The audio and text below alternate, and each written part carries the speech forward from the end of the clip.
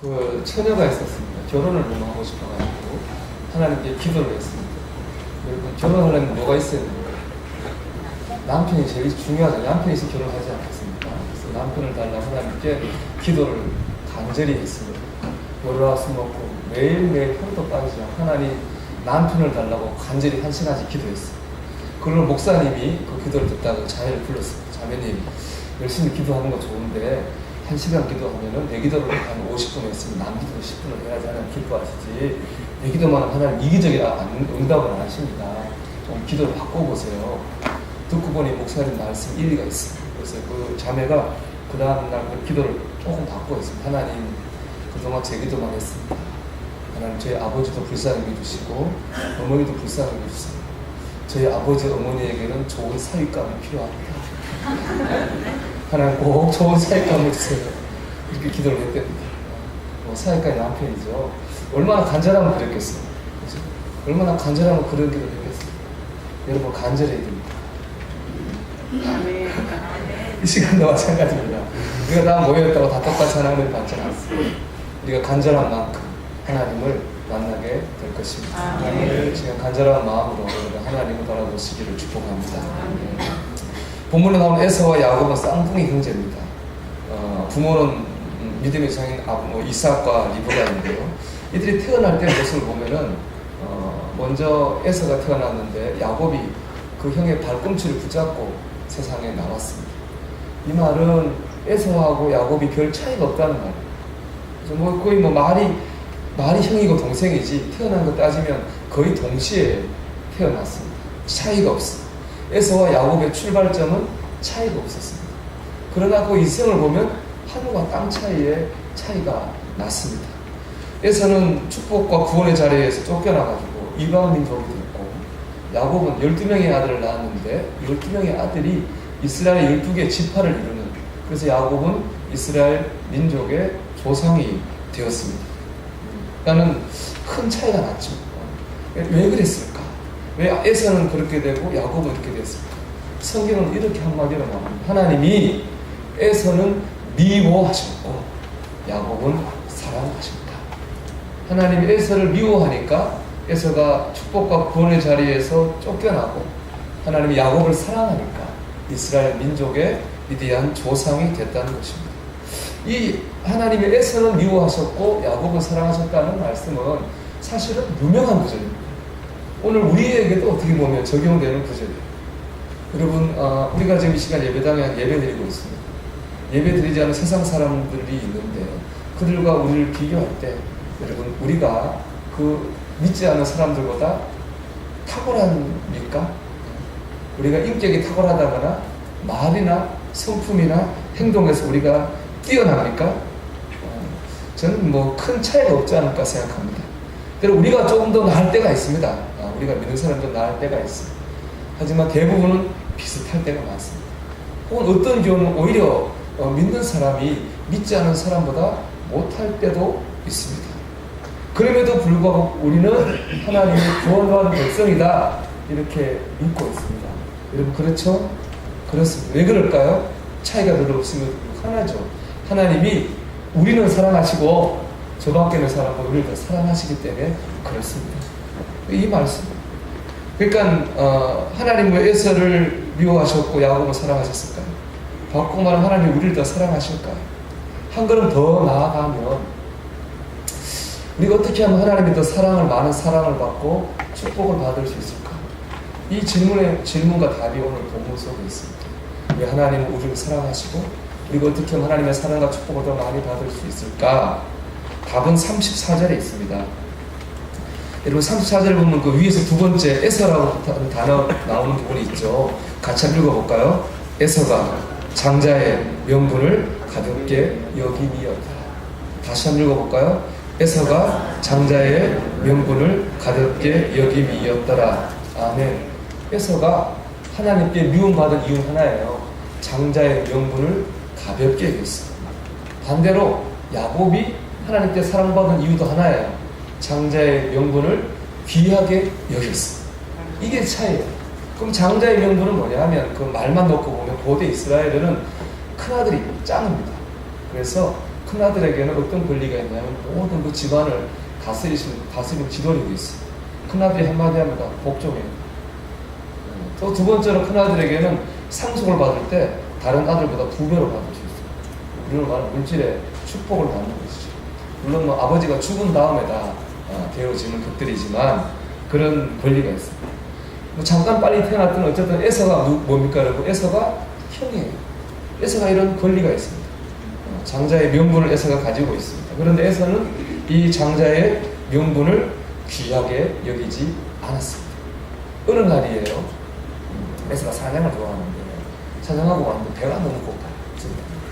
때마침 동생이 야곱이 팥죽을 끓이는데 너무 맛있게 끓이니까 그 야곱한테 팥죽 한 그릇 달라고 했어. 야곱이 맨입으로 줄 수 없지. 형이 갖고 있는 장자의 권리를 내게 팔아 그랬습니다. 그랬더니 에서가 어떻게 했어요? 한 번의 고민도 없이 팥죽 한 그릇에 장자의 명분을 팔아버렸어요. 여러분 32절 한번 읽어볼까요? 같이 읽겠습니다. 에서가 이르되 내가 죽게 되었으니 이 장자의 명분이 내게 무엇이 유익하리요. 아멘 하기도 부끄러웠죠. 에서가 이거 죽게 생겼습니까 지금? 안 죽죠. 배고픈데 그거 못 참고 장자의 명분을 팔아버렸습니다. 반면에 야곱은 어떻게 했어요? 자기 팥죽을 팔고 장자의 명분을 샀습니다. 2차입니다. 2차. 내 것을 위해서 장자의 권리를 판 에서, 장자의 권리를 위해서 내 것을 포기한 야곱. 바로 이 차이가 사랑받고 축복받는 차이입니다. 하나님은 자기 걸 포기하고 장자의 명분을 산 야곱을 사랑하시고 축복하셨습니다. 그럼 오늘 우리에게 장자의 명분이 무엇입니까? 그건 바로 영적인 특권입니다. 큰아들에게 그런 권리가 있는 것처럼 믿는 우리에게 특권이 있습니다. 먼저는 하나님의 자녀라고 하는 특권입니다. 두 번째는 기도할 수 있는 특권입니다. 세 번째는 예배할 수 있는 특권입니다. 말씀을 붙들고 살 수 있는 특권입니다. 여러분 이 특권을 소중하게 생각하십니까? 여러분에게 예배가 소중하십니까? 여러분에게 기도가 귀중하십니까? 여러분 말씀이 여러분 귀중합니까? 귀중하다고 하는 건 그만큼 정성껏 예배한다는 말이겠죠. 그만큼 기도한다는 말이에요. 그만큼 말씀을 붙든다는 말입니다. 여러분 이걸 귀하게 여기시면 됩니다. 그러면 주님이 야곱을 사랑하신 것처럼 우리를 사랑하시고 예배를 귀하게 여기고 기도를 귀하게 여기고 말씀을 귀하게 여기면 됩니다. 이것 때문에 내 것도 내려놓을 수 있다면 그건 더 축복받을 일인 줄 믿습니다. 아멘. 그래서 여러분 이렇게 권면하고 싶어요. 선한 욕심을 좀 내십시오. 선한 욕심을 내십시오. 욕심이란 말 자체는 좋은 뜻이 없죠. 그런데 이런 욕심을 좀 냈으면 좋겠어요. 내가 하나님께 좀 더 큰 은혜를 받았으면 좋겠다. 내가 하나님께 좀 더 큰 축복을 받았으면 좋겠다. 내가 하나님께 좀 더 귀하게 쓰임 받았으면 좋겠다. 다시 할게요 여러분. 내가 좀 더 큰 은혜를 받았으면 좋겠다. 내가 좀 더 큰 축복을 받았으면 좋겠다. 내가 하나님께 좀 더 귀하게 쓰임 받았으면 좋겠다. 이런 욕심이 있어야 됩니다. 여러분 야곱은 욕심이 되게 많아요.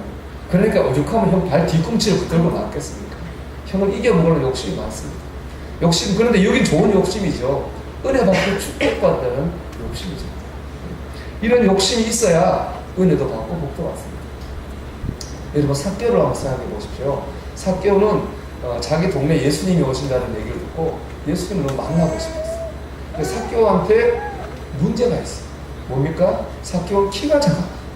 사람이 앞에 서면 예수님이 안 보여요. 예수님도 삭개오를 볼 수 없어요. 삭개오 어떻게 했습니까? 길가에 있는 뽕나무를 보고 그 나무 위로 올라갔어요. 거기서 예수님을 봤습니다. 예수님도 삭개오를 봤습니다. 눈이 마주쳤어요. 예수님이 삭개오 집으로 갔어요. 그리고 이렇게 선포했습니다. 오늘 이 집에 하나님의 구원이 임하였다. 아멘.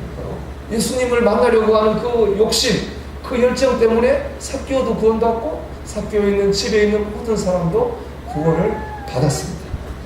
여러분, 영적인 욕심을 갖고 믿으십시오. 그럴 때 그런 사람을 하나님이 야곱을 사랑하시듯이 그런 사람 사랑하십니다. 그런 사람 축복하십니다. 그런 사람도 귀하게 사용하십니다. 여러분, 이렇게 바쁘고 힘든 중에 이렇게 주일날 예배 드리는 거 참 귀한 일입니다. 저도 직장사 내보면은 주일날 이렇게 쉬어야 되는데 예배 드리는 게 쉬운 일이 아닌 걸 잘 알고 있습니다. 하지만 좀 욕심을 좀 내보면 여러분 조금 더 열심히 됐으면 좋겠습니다. 주일날만 믿는 게 아니라 월, 화, 수, 목, 금, 토도 신앙생활을 열심히 하고 축복합니다. 혼자 잘 안 되면 여러분 교회로 오십시오. 그러려고 교회가 있는 거잖아요. 수요일도 오시고 금요일에 가서 기도도 하십시오. 그런 생각을 한번 해봤어요. 여러분, 살면서 정말 기도하고 싶다. 하나님께 이 내 안에 있는 것들 답답한 걸 이렇게 열어놓고 부르짖고 싶다. 여러분, 그런 생각이 들 때가 없으십니까? 저는 있습니다. 그래서 참 금요기도에 좀 좋습니다. 하나님 앞에 막 부르짖고 기도하고 내 안에 있는 걸 다 터놓고 나면 머릿속에 복잡했던 게 맑아집니다. 마음이 가벼워지고 평안이 생깁니다. 그래서 참 좋아요. 이게 바로 예수 믿는 즐거움 중에 하나라고 생각합니다. 여러분, 하나님 앞으로 나오십시오. 근데 쉽지는 않을 거예요. 저도 이렇게 금요일날 이렇게 나올 때 보면은 피곤할 때가 많습니다. 그러면은 오늘은 좀 짧게 기도하고 나와야겠다. 예배를 빨리 인도하고. 그렇지만 또 와서 기도하다 보면 저도 모르게 이렇게 막 뜨거워지고 힘이 생기고 부르짖게 됩니다. 그러니까 참 오기는 힘든데 오면 좋아요. 여러분도 그럴 거예요. 오면 좋아요. 오기까지가 힘들고, 그죠? 자리를 떨쳐 일어나가지고 기도하러 잘 오는 때까지는 막 유혹이 많을 것입니다. 여러분, 결단이 필요합니다. 힘을 내십시오. 삭개오처럼 여러분 열정을 내십시오. 더 큰 은혜를 받아야 됩니다. 더 큰 축복을 받아야 됩니다. 더 귀하게 쓰임 받아야 됩니다. 여러분, 열심을 내시기를 주 이름으로 축원합니다. 여러분, 교회는 영적인 곳입니다. 물론 옳게 사는 거 중요하죠. 바르게 사는 거 중요합니다. 또 서로 사랑하고 교제하는 것도 좋습니다. 다 좋은데 제일 중요한 게 있어요. 그리고 그게 뭡니까? 나를 사랑하신 하나님을 만나는 거예요. 살아 역사하신 하나님을 만나는 거예요. 그게 제일 중요하잖아요. 그게 영적인 거잖아요. 교회는 영적인 곳입니다. 그렇게 하나님을 만날 때 내가 살고 내 삶이 복을 받고 우리 가정이 사는 것입니다. 교회는 영적인 곳입니다. 우리가 영적인 은혜가 충만하기를 원합니다. 여러분, 영적으로 하나님을 뜨겁게 체험하기를 주 이름으로 축원합니다. 마지막으로 그러기 위해 대가를 좀 지불해야 됩니다. 대가. 여러분, 야곱이 장자권을 샀는데 그냥 샀어요? 팥죽을 팔았어요. 팥죽을 팔고 장자권을 산 겁니다.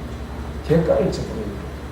찰스 테러라고 하는 목사님이 쓴 기도응답의 비밀이라는 책이 있는데 그 책 속에 이 목사님이 자신의 간증을 써놓은 부분이 있습니다. 자, 읽어드리면 이렇습니다. 한때 저는 기도를 시작하기만 하면 잠에 빠져들곤 했습니다. 저는 이것을 하기 위해 제가 할 수 있는 모든 방법을 동원했지만 헛수고였습니다. 공부를 하거나 설교 준비를 할 때는 괜찮은데 이상하게 기도만 하면 10분을 넘기지 못하고 잠에 빠져들었습니다. 저는 이 문제로 1년을 씨름했습니다. 그러자 주님이 문제의 원인을 보여주셨습니다. 사단은 제가 기도하는 걸 제일 싫어합니다. 그래서 잠이라는 교묘한 수단으로 저를 공격한 것입니다. 사단이 가장 싫어하는 것이 기도이기에 제가 기도하는 순간이 제가 가장 크게 승리하는 순간입니다. 공감이 많이 됐습니다. 사람들마다 안 되는 게 있습니다. 기도가 안 되는 사람이 있습니다. 오늘도 기도해야지. 마음 먹고 앉으면 한 1분 기도하면 기도할 게 없어요. 한 2분 기도하면 할 말이 없어요. 그래서 일어나는 사람도 있습니다. 그런가 어떤 분은 예배당만 들어오면 마음이 평안이 옵니다. 잠이 옵니다. 그렇죠? 그런 분도 있습니다. 그런가 하면 순종이 안 되는 분도 있습니다. 그런가 하면 그러지 말아야지 하면서도 감정 조절이 안 돼가지고 말을 뱉어놓고 후회하는 그런 경우도 있습니다. 우리는 이런 생각이 들어요. 나는 원래 그런가 보다. 난 기도가 잘 안 되나 봐. 나는 예배는 좀 그런가 봐. 나는 성격이 좀 그런가 봐. 우리 그런 생각, 그런가 봐. 그런가 봐가 아니라는 거예요. 이건 사단의 역사입니다. 사단은 내가 기도하는 걸 싫어합니다. 사단은 내가 예배하는 걸 싫어합니다. 사단은 내가 순종하는 걸 싫어합니다. 사단은 내가 용서하는 걸 싫어합니다. 근데 여러분, 위기가 기회입니다. 사단이 제일 싫어하는 것, 내가 가장 강한 축복의 기회입니다. 내가 기도할 때 가장 강한 역사가 나타납니다. 내가 싫어하고 힘들어하는 그 예배를 잘 드릴 때 축복의 문이 열립니다. 내가 순종할 때, 내가 용서할 때 해결되지 않았던 문제가 해결됩니다. 제가 뭐 신앙생활에, 기도 생활에 어떤 핵심적인 고리가 있습니다. 그걸 딱 풀어야 된다고 생각합니다. 제가 좀 오래전에 읽었던 간증집이라 자세하게 기억이 안 나는데 대충 이렇습니다. 부부에게 딸이 하나 있었어요. 딸이 이제 고등학생이었는데 스트레스를 많이 받았는지 갑자기 쓰러졌어요. 병원 갔는데 식물인간이 되었더니 뭐 난리가 났죠. 어머니는 신앙이 있는데 아버지는 신앙이 없는 게 아니라 아예 교회라면 싫어하는 사람인데 그때부터 어머니가 매일 예배당마다 이 식물인간의 딸을 위해서 기도를 했습니다. 하나님 기도를 들어주셨는지 많이 좋아졌어요. 그래도 많이 말도 오늘 하고 몸도 아직 가누지 못했는데 어쨌든 의식은 깨어났어요. 그걸 보니까 이제 아버지가 이제 마지못해 교회를 나가기 시작했어요. 아버지 교회를 나갔어요. 교회를 나갔지만은 믿음이 있는 건 아니에요. 그냥 교회를 나갔어요. 딸이 아프니까. 어느 날 저녁에 이제 저녁 기도에 참석했는데 갑자기 딸을 위해서 나갔는데 하나님께서 그 아버지의 죄를 깨닫게 하십니다.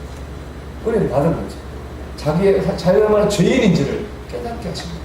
그 전에 딸 때문에 갔고 어쨌든 기도에 딸 위도 한두 마디 하고 말하면 기도가 안 되니까 하나님이 그날 은혜를 주시는데 자기의 죄를 붙잡고 하나님 손을 들고 회개하며 기도했어요. 놀라운 일이 생겼어요. 그 다음날부터 딸이 급속도로 회복되기 시작했어요. 그리고 2달 있다가 딸이 완벽하게 나았습니다. 여러분 그 문제의 핵심은 뭐였겠어요? 아버지였어요. 아버지. 하나님의 아버지를 믿음의 자리로 부르신 거예요. 그래서 아버지가 깨닫고 회개할 때 모든 문이 열렸어요. 저는 모든 문제와 기도의 제목 위에 핵심적인 고리가 있다고 생각합니다. 그게 바로 내가 잘 안 되는 거예요. 기도가 안 되잖아요. 내가 잘 포기하다가 기도할 때 고리가 문이 열립니다. 예배가 잘 안 되잖아요. 내가 그렇다고 포기하지 말고 예배를 잘 드리려고 결심하며 나갈 때 문이 열립니다. 순종도 용서도 마찬가지입니다. 여러분 포기해서는 안 됩니다. 그것을 해야 됩니다. 쉽지 않습니다. 하지만 대가를 지불하면 됩니다. 팥죽을 팔아 장자권을 산 야곱처럼 내 삶을 들여 그 믿음의 자리로 나갈 때에 문이 열리게 될 것입니다. 여러분 영적인 특권을 귀히 여기십시오. 사용하십시오.